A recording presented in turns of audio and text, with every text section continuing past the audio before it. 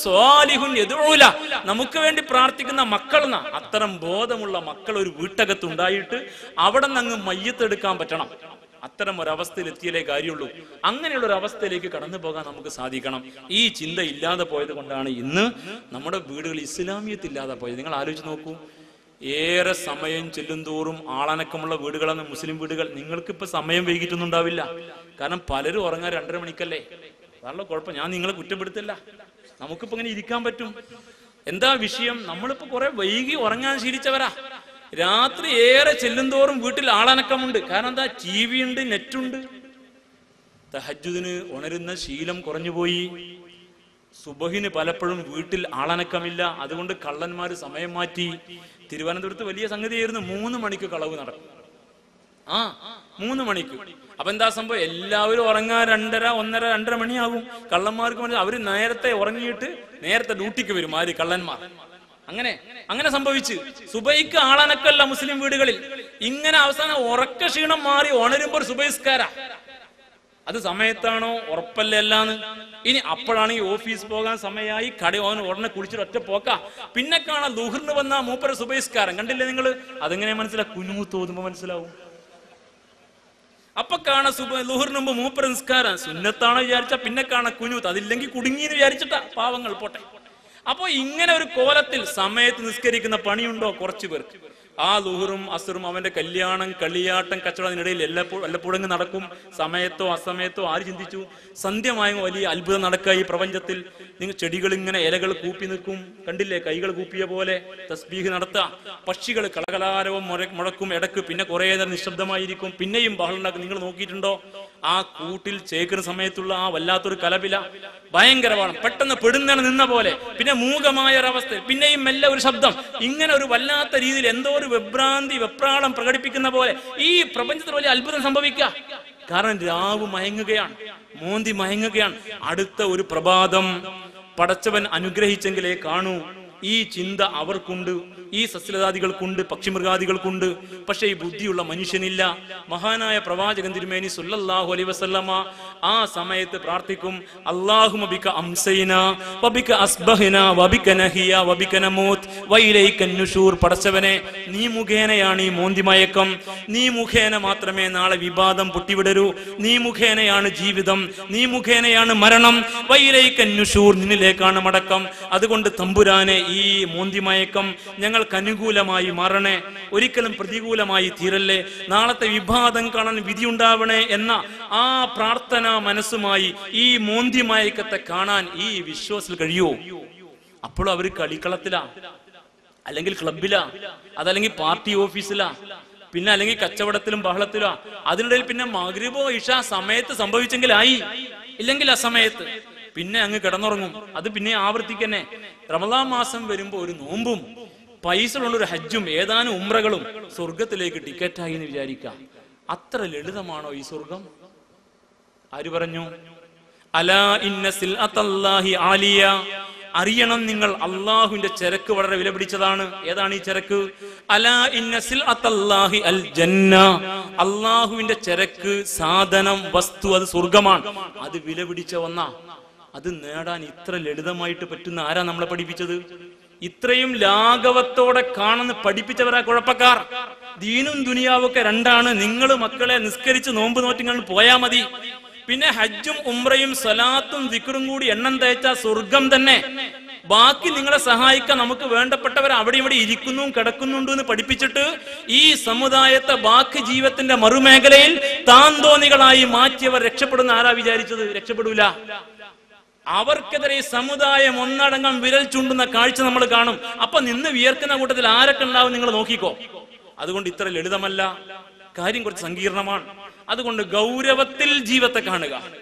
നമ്മുടെ വ്യക്തി ജീവിതവും കുടുംബജീവിതവും ഇസ്ലാമികവൽക്കരിക്കുക. അത് ഞാനും നിങ്ങളും തന്നെ ചെയ്യണം. അത് ചെയ്യാൻ സംഘടനകൾക്ക് പറ്റൂല. ഉസ്താദുമാർക്കും അവരെ കാര്യം നോക്കട്ടെ, നമ്മൾ നമ്മുടെ കാര്യം നോക്കുക. എന്നിട്ട് നമ്മളെല്ലാവരും കൂടി ഈ കുടുംബങ്ങളും വ്യക്തികളും ചേർന്ന് നമ്മൾ ഇസ്ലാമിക സമുദായം നിലക്ക് ഇസ്ലാമിന്റെ കാര്യം കൂടി നോക്കാൻ തീരുമാനിച്ചാൽ അൽഹംദുലില്ലാഹ് ഖൈറാവും. അത്രയും സുന്ദരമായ ലളിതമായ, ചിന്തിച്ചാൽ ഒരുപാട് ചിന്തിക്കാനുള്ള സങ്കീർണമായ, പരന്നു കിടക്കുന്ന ഒരു വലിയ വിഷയമാണ് പറയാൻ ശ്രമിച്ചത്. ഇത്തിരിയേ എനിക്ക് പറയാൻ പറ്റുള്ളൂ. വിധി ഉണ്ടെങ്കിൽ നിങ്ങൾ ഇനിയും വാഴ്ന്നു വെച്ചോ, വ്യത്യസ്ത വശങ്ങൾ തലക്കെട്ടായി സ്വീകരിച്ചോ. അത്രയും ബഹറായി കിടക്കുന്ന, മനസ്സിലായി മാറിയാൽ വലിയ മാറ്റങ്ങൾക്ക് സാധ്യമാകുന്ന, നാട് നന്നാകാനും സമുദായം നന്നാകാനും ഒക്കെ സഹായകരമാകുന്ന ഒരു വലിയ തലക്കെട്ട് സംഘാടകർ പറഞ്ഞു. എൻ്റെ അറിവിന്റെ പരിമിതത കുറച്ച് വർത്താനം ഞാനും പറഞ്ഞു. അത് ശീലില്ലാത്ത രീതിയിലൊക്കെയാണ്. എന്തായിരുന്നാലും ചില വിഷയങ്ങൾ പറയാൻ ശ്രമിച്ചു എന്ന് മാത്രം. കാര്യങ്ങൾ നേരെ ചൊവ്വേ മനസ്സിലാക്കിയിട്ട് ഇസ്ലാമിന്റെ മാർഗത്തിൽ മുന്നോട്ട് പോകാൻ നമുക്ക് അള്ളാഹു തൗഫീക്ക് നൽകുമാറാവട്ടെ. അല്ലാഹു സുബ്ഹാനഹു വ തആല അവന്റെ ഇഷ്ടദാസന്മാരിൽ ദാസിമാരിൽ നമ്മെ ഏവരെയും ഉൾപ്പെടുത്തുമാറാവട്ടെ.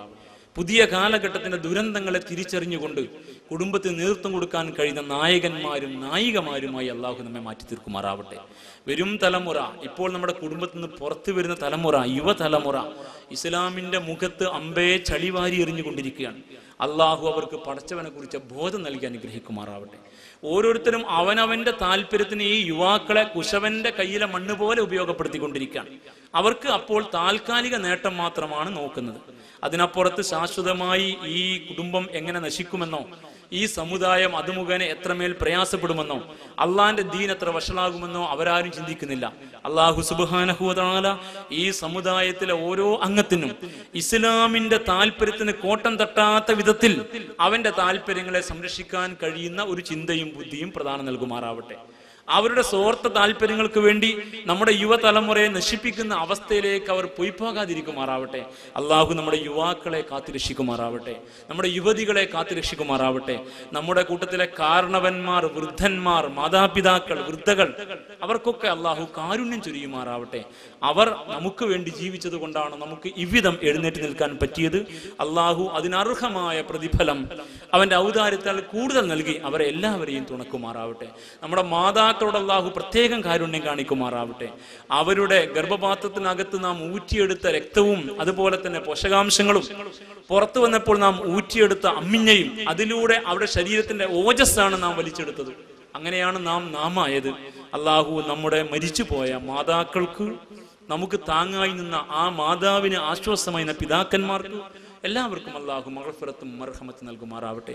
രോഗികളായി പ്രായം ചെന്ന് നമ്മുടെ കൂടെയുള്ള നമ്മുടെ മാതാപിതാക്കൾക്ക് അള്ളാഹു ആശ്വാസം നൽകുമാറാവട്ടെ. അവർക്ക് കൺകുളിർമ നൽകാൻ, അവരോട് കാരുണ്യത്തിൽ വർത്തിക്കാൻ അള്ളാഹു നമുക്ക് വിശാല മനസ്സ് പ്രദാനം ചെയ്യുമാറാവട്ടെ. അവരോട് അന്യായം കാണിച്ചിട്ടുണ്ട് എങ്കിൽ അത് തിരിച്ചറിഞ്ഞ് അവരോട് പൊറുക്കലിനെ തേടി ഇനിയുള്ള കാലം അവരെ ശുശ്രൂഷിച്ച് സ്വർഗം നേടാൻ കഴിയുന്ന മഹാഭാഗ്യവാന്മാരിൽ അള്ളാഹു നമ്മെ എല്ലാവരെയും ഉൾപ്പെടുത്തുമാറാവട്ടെ. അവർ നമ്മോട് എന്ത് അന്യായം കാണിച്ചിട്ടുണ്ട് എങ്കിലും നാം ജനിക്കാൻ കാരണക്കാരായി എന്ന ഒറ്റ കാരണത്താൽ, നമ്മെ അമ്മിഞ്ഞു നൽകി ഊട്ടി എന്ന ഒറ്റ കാരണത്താൽ അവരോട് പൊറുക്കാനും വിശാലത കാണിക്കാനും അള്ളാഹു നമ്മുടെ മനസ്സിന് വിശാലത പ്രദാനം നൽകുമാറാവട്ടെ. അവരോട് സ്നേഹത്തിൽ വർത്തിക്കുന്നവരായി തമ്പുരാന്റെ സ്വർഗത്തിൽ എത്തിപ്പെടാൻ അള്ളാഹു നമുക്ക് ഉദവി നൽകുമാറാവട്ടെ. നമ്മുടെ മക്കൾ ഇസ്ലാമിന് വേണ്ടി ജീവിക്കുന്ന മക്കളായി മാറുമാറ് അവരെ ഇസ്ലാമിക വൽക്കരിക്കാൻ അള്ളാഹു നമുക്ക് തൗഫീക്ക് നൽകുമാറാവട്ടെ. കൂടെ നിർത്തി കാര്യങ്ങൾ പറഞ്ഞു കൊടുത്ത് നമ്മുടെ കൂടെ കൈപിടിച്ച് ഇസ്ലാമിന്റെ വഴിയെ കൊണ്ടു നടത്താൻ കഴിയുമുള്ള ഒരു ശ്രദ്ധ അവർക്ക് വേണ്ടി നൽകാൻ നമുക്ക് സാധിക്കുമാറാവട്ടെ. അവരെ ആരെയോ ഏൽപ്പിച്ചിട്ട് അവരെന്തോ ആവട്ടെ എന്ന് വെക്കുന്ന അവസ്ഥയിൽ നിന്ന് മാറിയിട്ട് ഇവരെന്താവണം, ആരെ ഏൽപ്പിക്കണം തീരുമാനിക്കാൻ മാത്രമുള്ള കെൽപ്പും കരുത്തും പുതിയ കാലഘട്ടത്തിൽ അള്ളാഹു നമുക്ക് പ്രത്യേകം നൽകി അനുഗ്രഹിക്കുമാറാവട്ടെ. വിദ്യാഭ്യാസ പ്രക്രിയയിൽ അവർ മുന്നേറുമ്പോഴും അവരുടെ വായനയും പഠനവും ബന്ധങ്ങളും അവരുടെ സ്വകാര്യതകളും ഒരു പരിധിവരെ അന്വേഷിക്കാനും ഇടപെടാനും കഴിയുമാറുള്ള മനഃശാസ്ത്രപരമായ സമീപനം സ്വീകരിച്ച് അവരെ പിന്തുടരാൻ അള്ളാഹു നമുക്ക് തൗഫീക്ക് നൽകുമാറാവട്ടെ. നമ്മിൽ നിന്ന് മരിച്ചുപോയ എല്ലാവർക്കും അള്ളാഹു മഗ്ഫിറത്തും മർഹമത്തും നൽകുമാറാവട്ടെ. രോഗികൾക്ക് ശിഫയും ശമനവും നൽകുമാറാവട്ടെ. നാം ചിലവഴിച്ച സമയം അത്രയും നമുക്ക് അനുകൂലമായി സാക്ഷി പറയുന്ന സമയങ്ങളും നിമിഷങ്ങളുമായി അള്ളാഹു നമ്മിൽ നിന്ന് കബൂൽ ചെയ്യുമാറാവട്ടെ. റബ്ബനാ ആതിനാ ഫിദ്ദുനിയ ഹസന വഫിൽ ആഖിറതി ഹസനതൻ വഖിനാ അദാബന്നാർ. റബ്ബനാ ഹബ് ലനാ മിൻ അസ്വാജിനാ വദുരിയാതിനാ ഖുറത അയുൻ വജഅൽനാ ലിൽ മുത്തഖീന ഇമാമാ. റബ്ബനാ ആതിനാ മിൻ ലദുൻക റഹ്മ വഹയ്യിഅ ലനാ മിൻ അംരിനാ റഷദാ. റബ്ബനാഗ്ഫിർ ലനാ വലി ഇഖ്വാനിനാ അല്ലദീന സബഖൂനാ ബിൽ ഈമാൻ വലാ തജഅൽ ഫീ ഖുലൂബിനാ ഗില്ലൻ ലില്ലദീന ആമനൂ റബ്ബനാ ഇന്നക റഊഫുർ റഹീം.